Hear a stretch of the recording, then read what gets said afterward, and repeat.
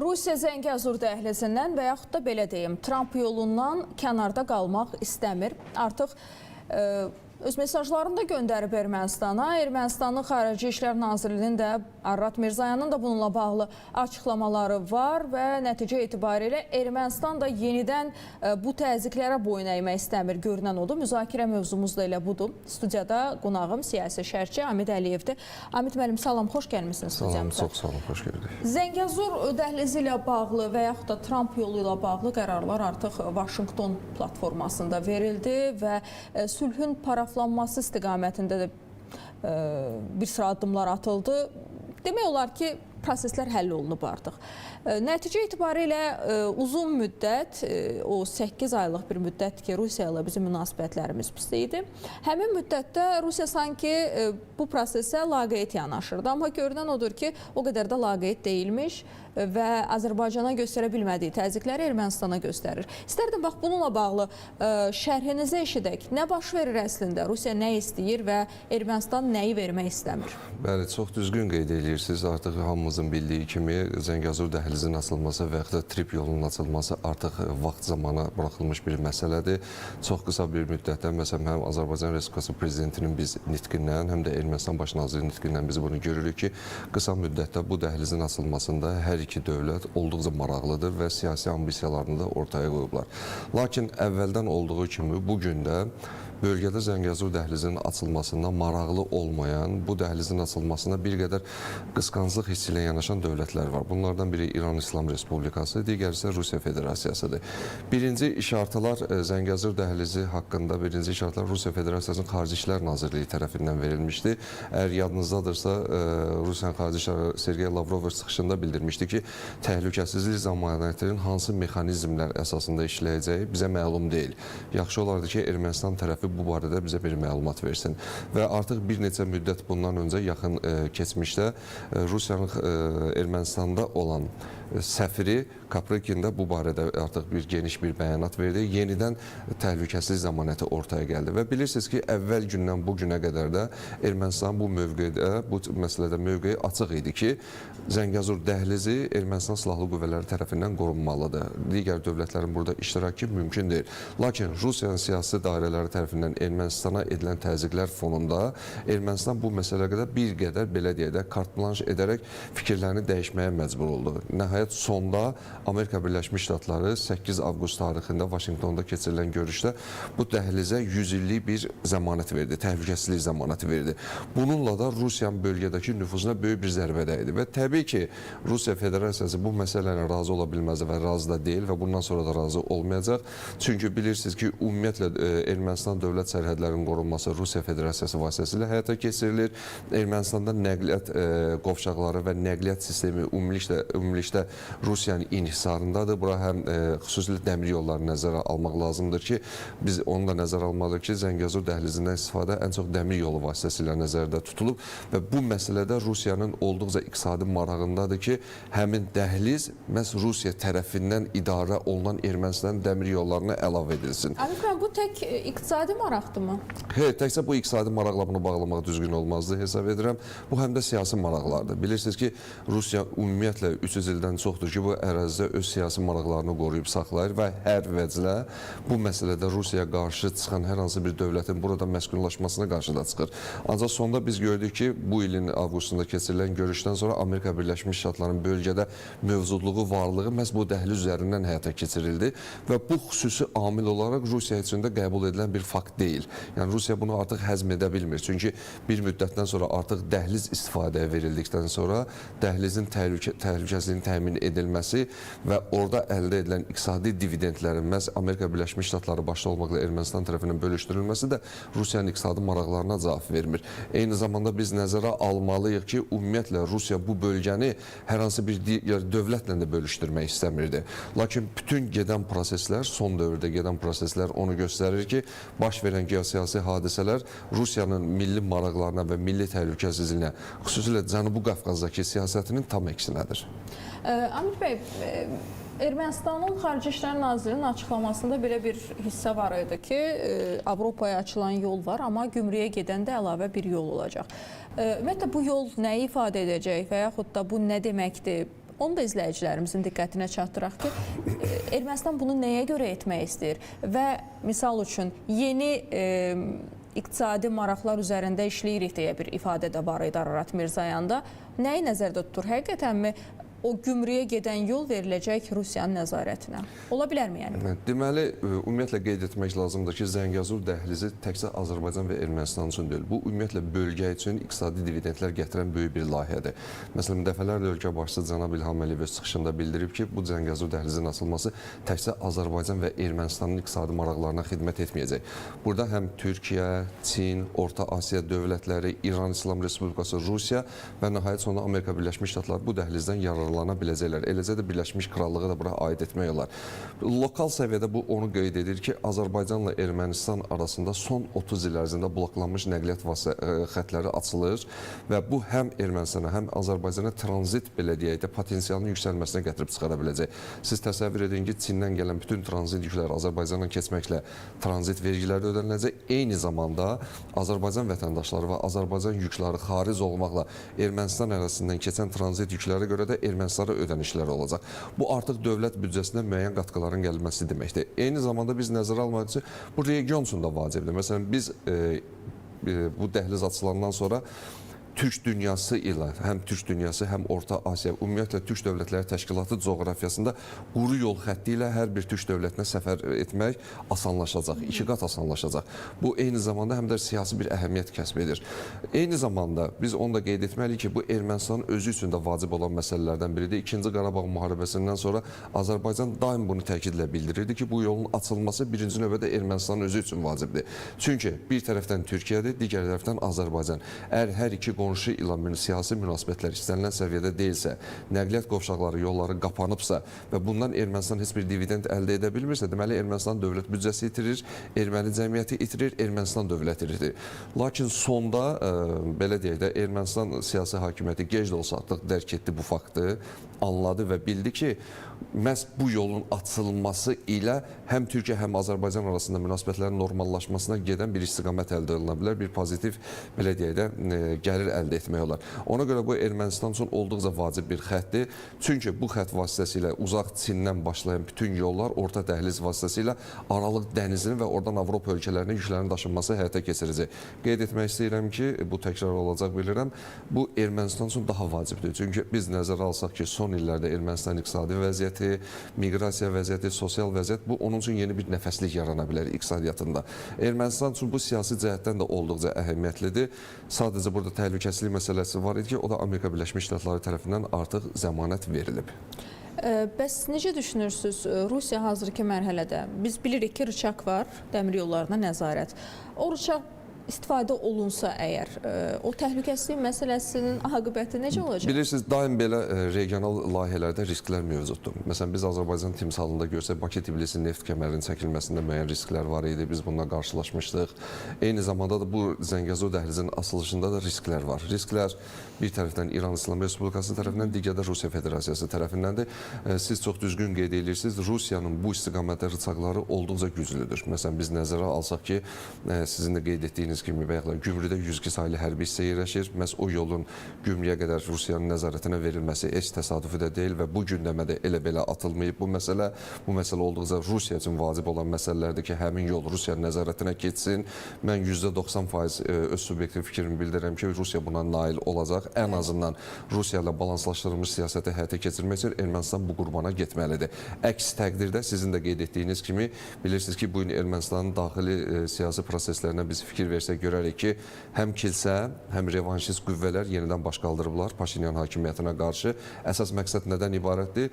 2026-cı ilin iyun ayında keçirilməsi nəzərdə tutulan referenduma qədər Paşinyana o təzyiq rıçaqlarından istifadə etmək. Rusiya istədiyini əldə etmək istiqamətində vacib addımlar atacaq.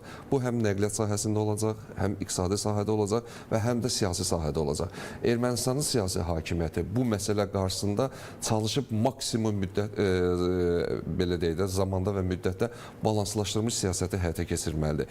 Əks təqdirdə sizin də qeyd etdiyiniz kimi bu Ermənistan siyasi hakimiyyətinə müəyyən belə deyək də ödənilməsi çətin olan qurbanların verilməsi ilə nəticələnə bilər. Nəzərə alsaq ki, seçkilər də gəlir. Amit müəllim, necə düşünürsünüz? Hazırda Cənubi Qafqazda bir tək Ermənistanda 102-ci baza qalıb Gümrüdə. Onun çıxarılması mümkündürmü və yaxud da mümkündürsə buna Rusiya göz yumacaqmı?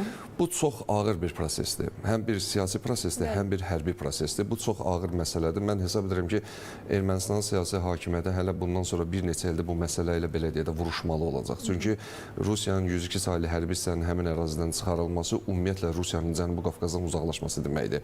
Məsələn, biz nəzərə alsaq ki, ötən bir il ərzində Azərbaycanla Rusiya arasında münasibətlər hansı mərhələdə idi?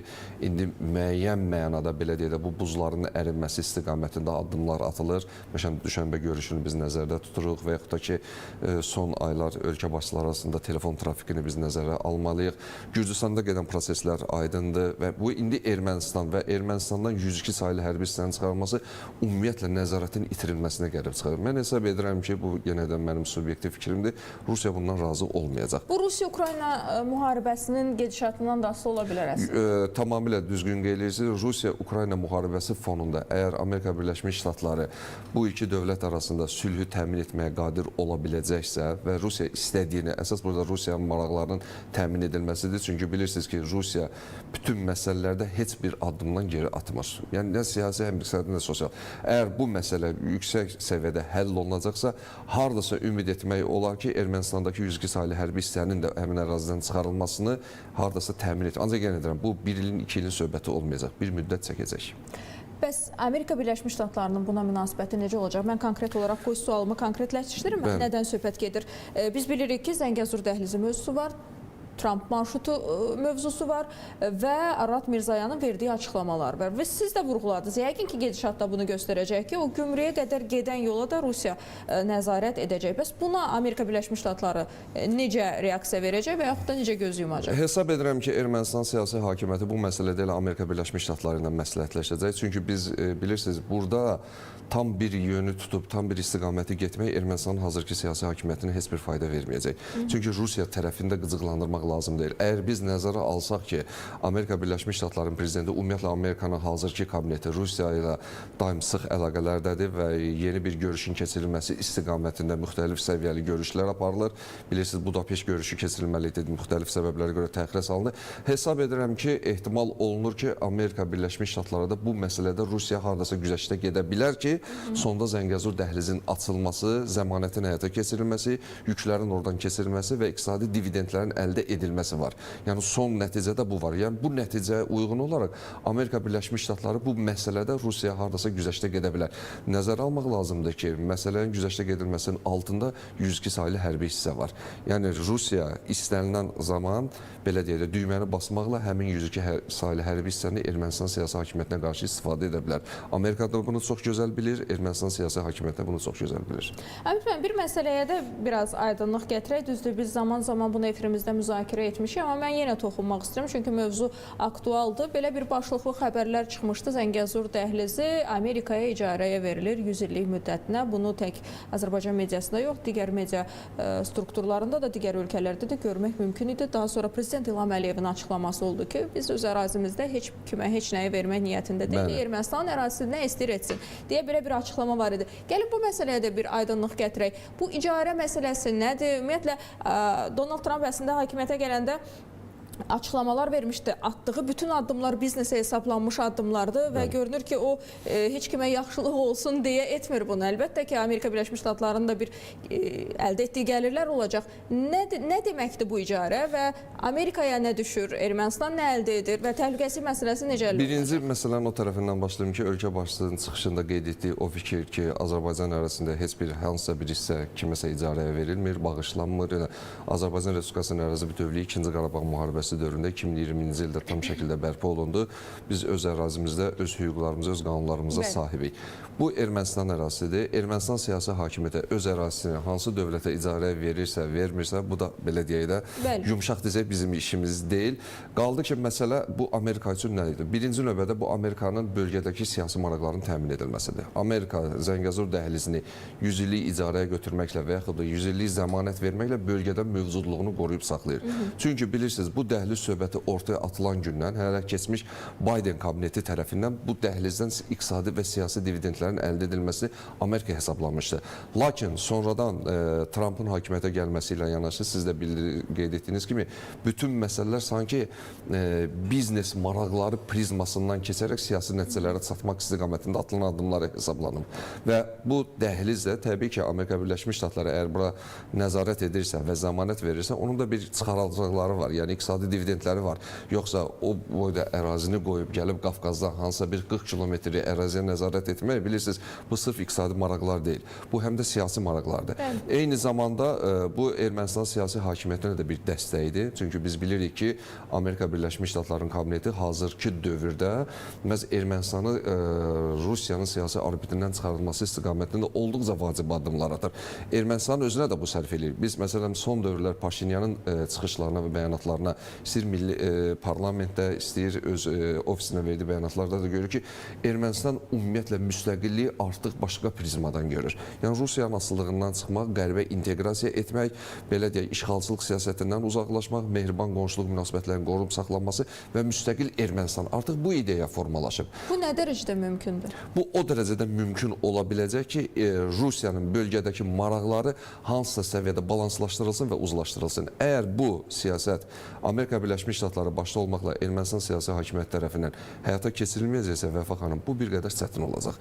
Ermənistanın tam müstəqil dövlət olaraq öz xarici siyasətində Azərbaycan kimi, yəni buna onlar ümid edirlər ki, belə ola biləcək siyasi qərarlar vermək istəyirsə, bu məsələ həll olunmalıdır. Əgər bu məsələ həll olunmayacaqsa, Ermənistanın yaxın illərdə hələ tam müstəqil dövlət adlandırmaq bir qədər çətin olacaq. Əslində Ermənistan Cənubi Qafqazda bəlkə də yeganə ölkədir ki, rıçaqların daha çoxunu başqa ölkələrin ölkə xaricinə verib. Necə düşünürsünüz? Bu proseslərə Avropanın reaksiyası necə olacaq? Əlbəttə ki, o bir foto yayılmışdı, Donald Trump oturub öz masasında və Avropa liderləri onun qarşısında. Yəqin ki, o səhnə daha yaxşı ifadə edir sualımın cavabını. Amma mən yenə də mövzunun üzərində dayanmaq istəyirəm. Niyə? Çünki diasporada Avropada yerləşir və orada da xeyli sayda ermənilər var ki, Nikol Paşinyanı görmək istəmirlər hakimiyyətdə. Bilirsiniz, bir məsələni qeyd edeyim, mən sizin suala gələcəm. Bu Zəngəzur dəhlizinin açılmasından istifadə edib Paşinyan hakimiyyətinə qarşı çıxış edən qüvvələr var. Hətta onu milli satqın adlandırılanlar var. Ermənistan suverenliyin itirilməsi faktı kimi bu dəhlizin açılmasını qiymətləndirən qüvvələr də var. Təbii ki, Amerika Birləşmiş Ştatları burada həlledici rola malikdir və onun siyasi və eləcə də maliyyə dəstəyi Ermənistan üçün çox vacibdir. Və sizin də qeyd etdiyiniz kimi, əgər söz, mövzu Ermənistanı Rusiyanın orbitindən, siyasi orbitindən uzaqlaşdırmaqdırsa, Avropa İttifaqı burada əlini göyə qaldıracaq. Yəni, təbii ki, razı olacaqlar ki, hansısa bir dövlət, fərqi yoxdur, bu Qafqazlı, Qafqazdan kənarda. Əgər o dövlət və yaxud da dövlətlər Rusiyanın təsir nəzarətindən çıxırsa, Avropa İttifaqı, ümumiyyətlə Avropa Birliyi bu məsələdə müsbət yanaşacaq. Söhbət gələcək maddi yardımların göstərilməsi, infrastrukturun qurulmasında burada bəzi tərəddüdlər olacaq. Nəyə görə? Çünki hal-hazırda bilirsiniz, Avropa İttifaqı, ümumiyyətlə Avropa dövlətləri özləri enerji cəhətdən korluq çəkirlər. Biz nəzərə alsaq ki, Rusiya-Ukrayna müharibəsi fonunda ümumiyyətlə bu bir böhran vəziyyətinə gətirib və həmin Avropa dövlətləri arasında bu məsələ ilə bağlı 2 tirəli, 3 tirəli artıq yanaşmalar var. Bəziləri Rusiyanın müharibəni bitirməyi, bəziləri davam etdirməyi, bəziləri isə status quo-nun bu vəziyyətdə qalmasını istəyirlər. Və sonda yenə qeyd etdirəm ki, Amerika Birləşmiş Ştatları mövqeyi həlledicidir. Yəni, əgər biz nəzərə alsaq ki, bu gün ümumiyyətlə Avropada gedən siyasi prosesləri NATO başda olmaqla digər siyasi, hüquqi və hərbi təşkilatlarda son sözü Amerika Birləşmiş Ştatları deyir. Bu məsələdə də son sözü ABŞ və oval otaqdan çıxan qərarlarla müəyyənləşəcək. Əvət müəllim, əslində proseslər onu göstərir ki, məsələ 2 yerə bölünüb. Yəni, Nikol Paşinyanın hakimiyyətdə qalması və əleyhinə olanlar. Əslində burada da bəlkə də bir neçə dənə də yol var. Yəni Rusiyanın təsirindən çıxmasını istəyirlər əlbəttə ki, amma eyni zamanda bəzi qüvvələr var ki, Nikol Paşinyanı da hakimiyyətdə görmək istəmirlər. Bura həm Qərbə aid edirəm, həm də Rusiya tərəfə aid edirəm. Çünki Ermənistan daxilində hazırda baş verən proseslərdə bunu sübut edir. Gümrüdəki vəziyyət, merin həbs olunması və s. Bəli, biz bu məsələləri çox müzakirə etmişik, amma seçkilərdə Nikol Paşinyanın qalib gəlməməsi, bəli, alternativ yoxdur, amma yenə də risklər var. Gəlməməsi Zəngəzur dəhlizinə və yaxud da imzalanan, o paraflanan sülhə nə kimi bir təhdidlər ola bilər? Mən istərdim bu prosesi ümumiyyətlə əksin fikirləşim. İstərdim ki, yəni baxmayaraq ki, Nikol Paşinyan da ermənidir, ancaq mən istərdim o hakimiyyətdə qalsın. Mənim subyektiv fikrimdir. Nəyə görə? Çünki artıq sülh danışıqları fonunda biz bir çox məsələləri həll etmişik və nəhayət şükürlər olsun ki, avqust ayında bu sülh sazişi paraflandı və son bilirsiniz ki, ölkə başçısının Qazaxıstana səfəri zamanı Qazaxıstan yükü artıq Azərbaycan ərazisindən keçməklə 30 illik blokada, embargo aradan qaldırıldı və Ermənistana çatdırıldı Qazaxıstan taxılı və buna cavab olaraq Ermənistan tərəfindən Azərbaycan yüklərinin onun ərazisindən keçməsi Türkiyə çatdırılmasını da təmin elədi. Yəni pozitiv addımlar var, müsbət addımlar var və birdən-birə siz dediyiniz ssenari həyata keçərsə, tutaq ki, Paşinyan yox, digər bir nəsə gələcəksə sual olur. Bu kim olacaq? Onu dəstəkləyən qüvvələr kim olacaq və biz bilirik ki, əgər belə olacaqsa Rusiyanın burada aktivliyi daha artacaq. Bu da bizim xeyrimizə deyil, bunu açıq demək lazımdır. Çünki prosesə yeni qoşulan siyasi lider istər-istəməz bir müddət istəyəcək, prosesləri izləsin, nəzarətdə saxlasın və təbii ki, Kremldən müvafiq ultimatumlar gələcək və son nəticədə biz sülh sazişinin imzalanmasında gecikmələr görə bilərik. Nəinki gecikmələr, digər məsələ, kommunikasiya xətlərinin açılması, sərhədlərin delimitasiya, demarkasiya olunması, konstitusiya referendumun keçirilməsi, Ermənistanın dövlət atributlarında olan o məsələlərin aradan qaldırılmasında biz müəyyən tərəddüdləri müşahidə edə bilərik. Mən hesab edirəm ki, bu məsələ biraz gəlin nikbin yanaşaq. Nəyə görə? Ayət müəllim, əslində sualımın bir məqsədi var idi. Çünki Cənubi Qafqazda bu təhlükəsizlik məsələləri mövzusunda Azərbaycan aktor ölkədir. Bəli. Və bu proses baş verərsə Azərbaycanın reaksiyası necə olacaq? Və Cənubi Qafqazın təhlükəsizliyi üçün atılacaq addımlar nə olacaq? Onu soruşmaq istəyirəm. Mən hesab edirəm ki, bu belə bir məsələlər baş verdiyi təqdirdə Azərbaycan qabaqcadan preventiv addımlar atacaq və hesab edirəm ki, bu gün Azərbaycan dövlətinin və Azərbaycan Respublikası prezidenti cənab İlham Əliyevin bu barədə vizyonu olduqca açıq və aydındır.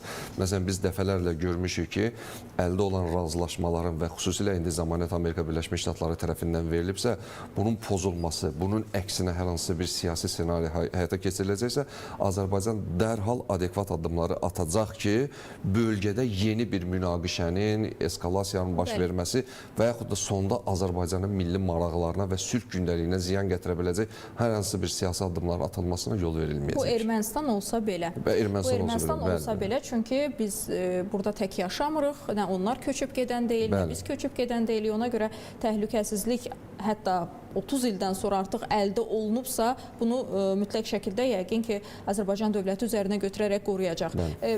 Delimitasiya, demarkasiya məsələsindən danışdınız. Biz Zəngəzur dəhlizi marşrutundan danışırıq, amma burada eyni zamanda vurğulamaq lazımdır ki, hansısa bir sülh məsələsi də ön planda olmalıdır. Yəni, həm regionun təhlükəsizliyi, həm marşrutun təhlükəsizliyi, həm ümumiyyətlə bu marşruta insanları cəlb etmək, turistləri cəlb etmək, investorları cəlb etmək kifayət qədər uzun məsələdir. Bunun təmin olunması üçün delimitasiya, demarkasiya məsələsi nə qədər önəmlidir? Ümumiyyətlə, mən sizə deyim ki, delimitasiya, demarkasiya məsələlərinin həyata keçirilməsi olduqca vacib məsələdir. Çünki əgər biz sülh sazişindən danışırıqsa, hər iki dövlət bir-birinin ərazi bütövlüyünü, müstəqilliyini və bir dövlət kimi olduğunu qəbul edirsə, təbii ki, dövlət sərhəddi də müəyyən olunmalıdır.